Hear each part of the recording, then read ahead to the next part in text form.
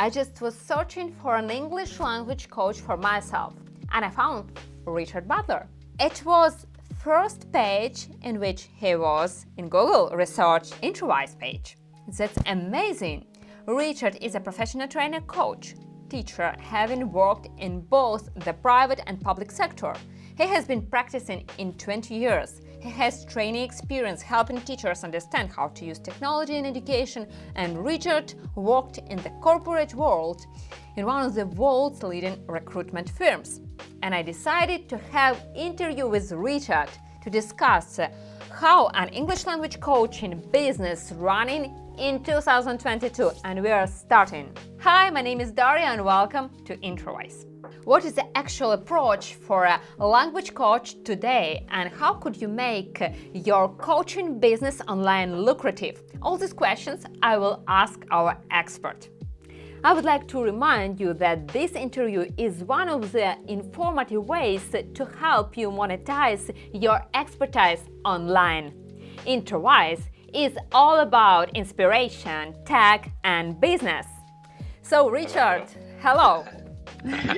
Welcome. It's probably a little bit more than 20 years, but I like to say just 20 Oh, years. it's a bit, excuse me.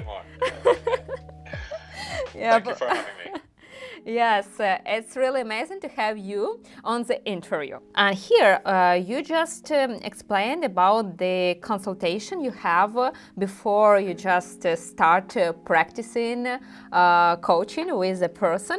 It is 15 minutes, yeah? But how do you, how do you find this match with a person? Do you have a special, questionnaire to understand it and maybe something else? I mean, I will always ask a standard set of questions. You're getting a lot of very good information out of me here today, Daria.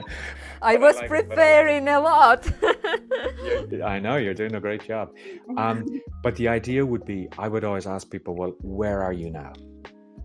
And where would you like to be? And if you were to get to that place, how would things be different?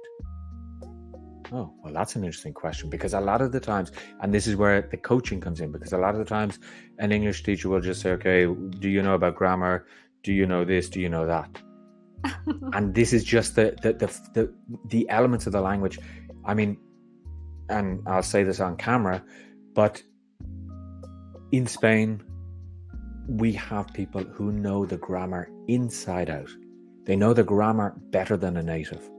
But the problem is that they cannot speak, or they get nervous when they speak. So they've learned all of the essentials of the language, but they don't have the practical.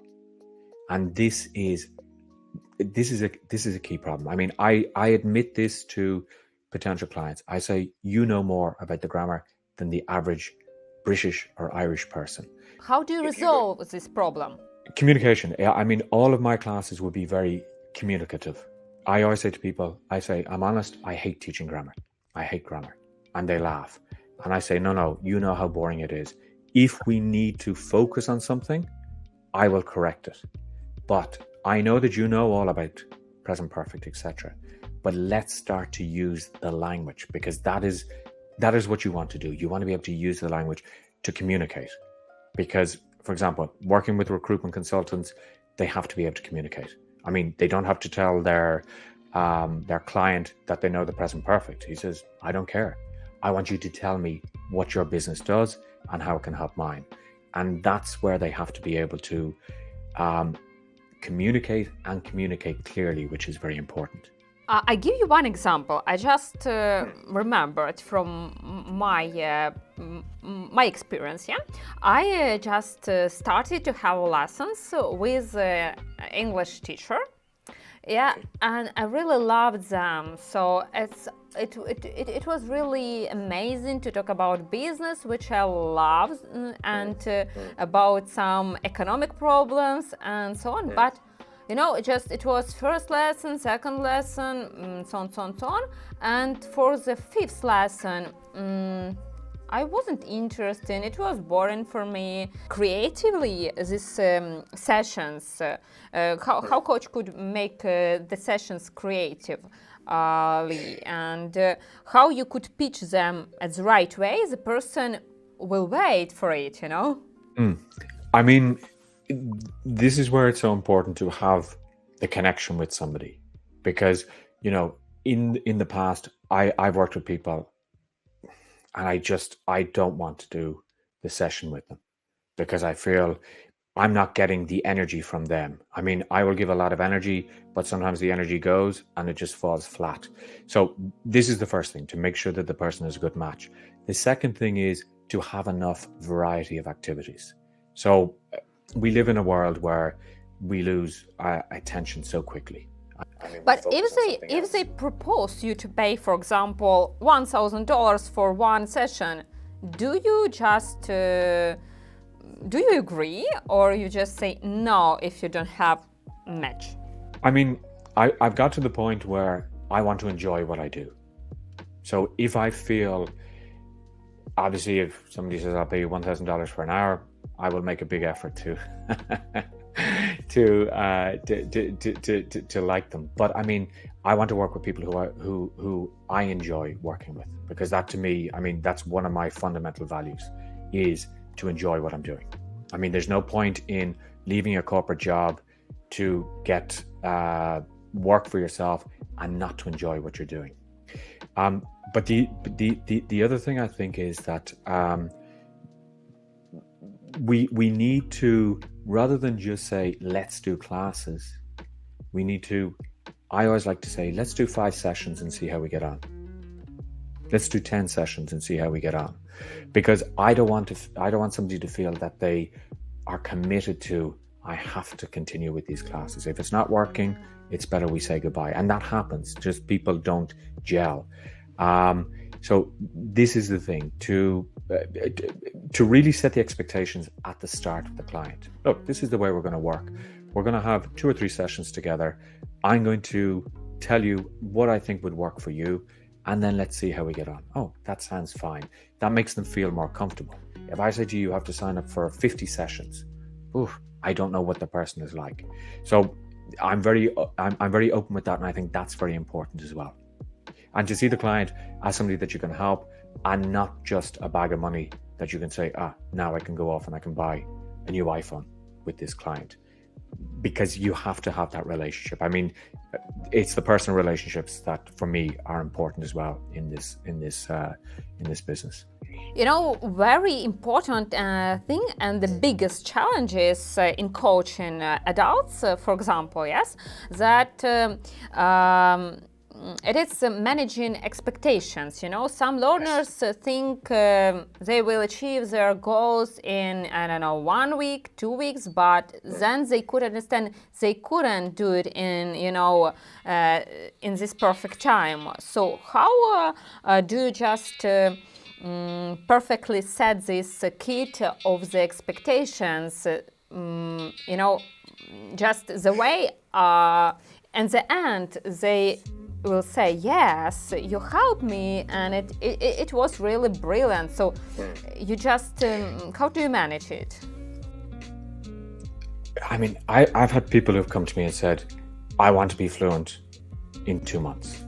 And I say to them, I have to be honest, that is an impossible task. It could take years to become fluent. What we can certainly work on is one element of what you want to improve on in business, or if it's just travel English, whatever it may be. But I'm very realistic, and I say to them also, unless you put the work in, you're not going to see an improvement. I mean, there's no point in having a one-on-one session with me and then closing the book, not doing any tasks that I've asked, not rewatching the videos. That, and I say it to people, if you do that, you're wasting your money. There's no point in working with me, because you will waste your money. I will get paid, I will give you the best service, but you have to put the work in as well. So if somebody comes to me, I mean, one person came to me and said, I want 5 lessons a day, 5 hours a day for the next 2 weeks. And I said, it's not going to work. You're going to get burnt out. I'm going to get burnt out. You don't have enough time in between each session to implement what you've actually learned. And they kind of go, okay.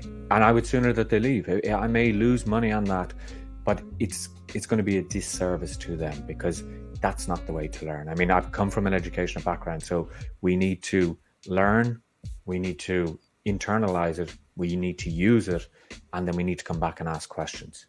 Okay, so I used this phrase, everybody looked at me and laughed. What did I do wrong? Oh, well, you should have said in this context, etc. Whereas if they had 5 hours of sessions, you can't retain all the information. You might retain 20, 30% of it. So much better to set the expectations up front. This is what I can do for you. If you follow my instruction, if you practice everything that we do during our sessions and after our sessions, then you will see more success. Now, I never say you will move from this B1 to a C1. I say you will see more success. You will be at a better level yourself, because it's up to you as well. It's like if I go to the gym and I get a personal trainer and I go training for 1 hour a week and I do nothing in between, and I eat chocolate and I eat burgers and everything else, and I say, oh, that personal trainer didn't work for me. No, it's not the personal trainer. I didn't do the follow-up. I didn't do what I had to do in between sessions. So that is key, of setting those expectations so they know what they need to do, because it's a two-way work. It's not just a one-way. And one more thing I would like to discuss here, it's about your clientele. So, I mean, how do you find now your clients, and how social media help you? For example, do you use some referrals, or people just find your website or Introwise? What is the best way that works on you? I think it's like everything, that you have to go to where your clients are at.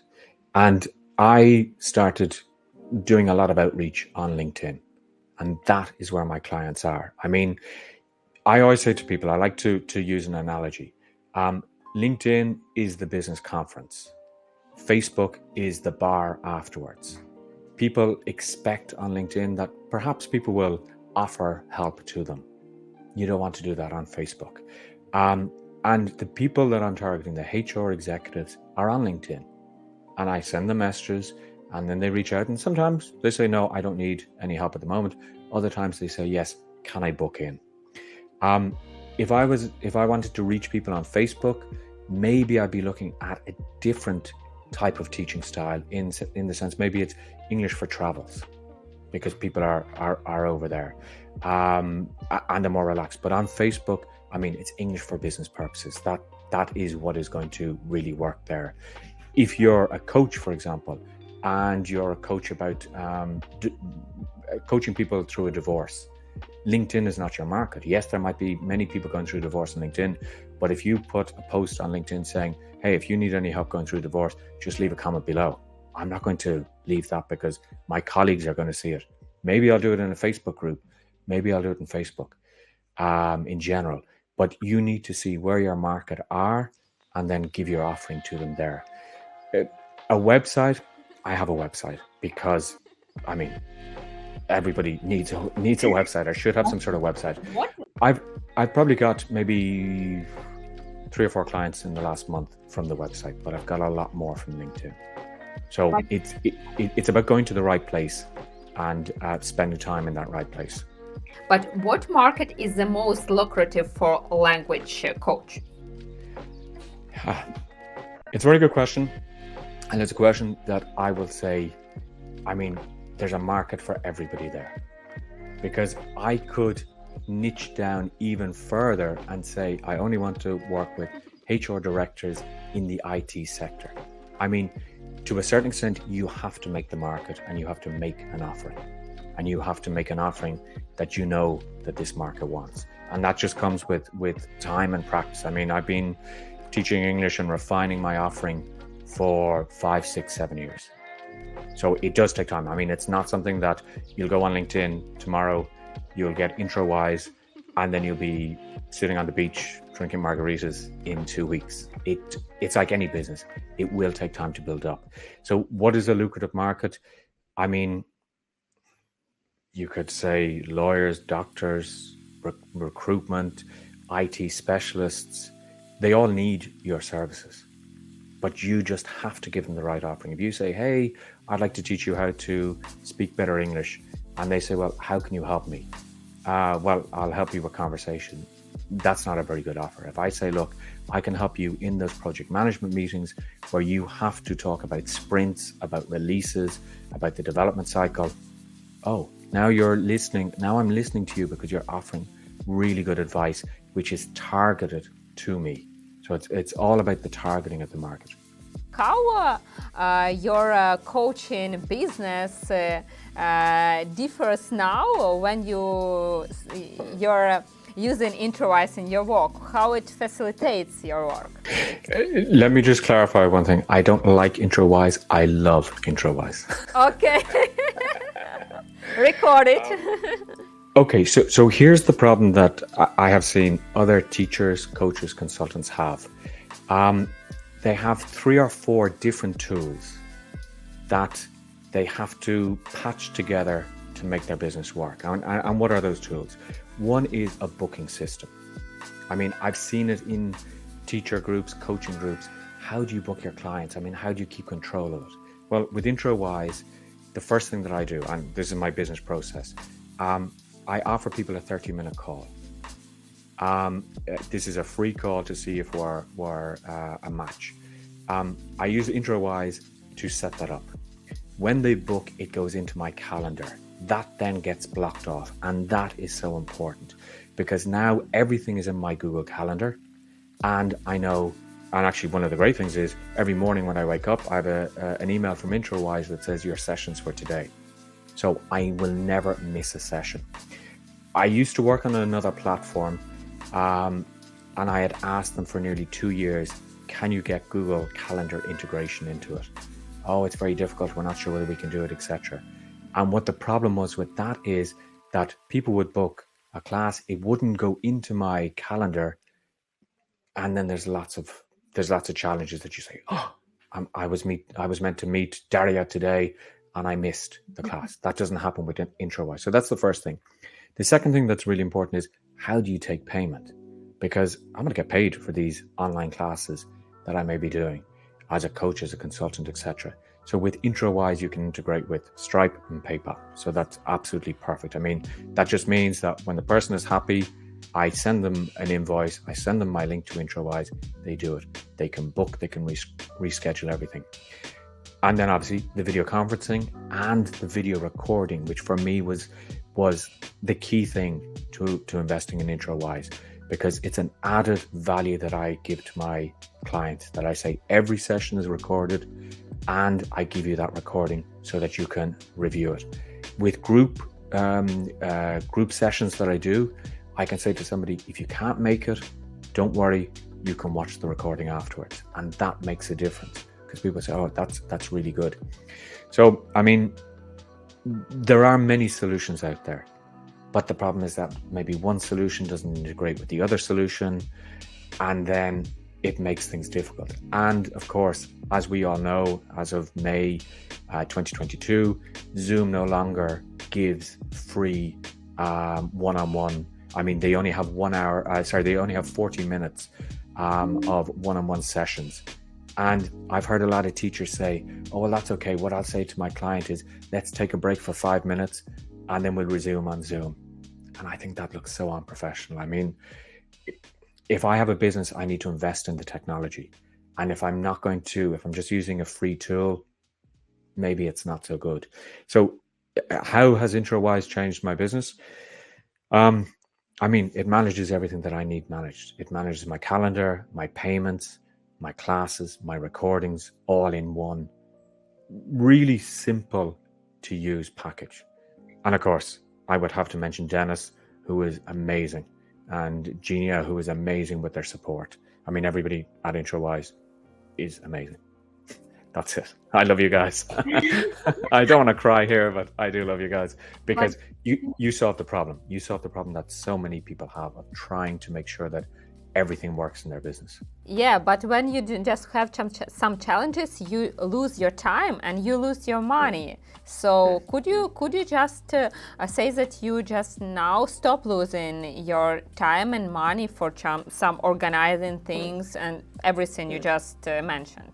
Yes. So, I mean, I don't need to think about things anymore.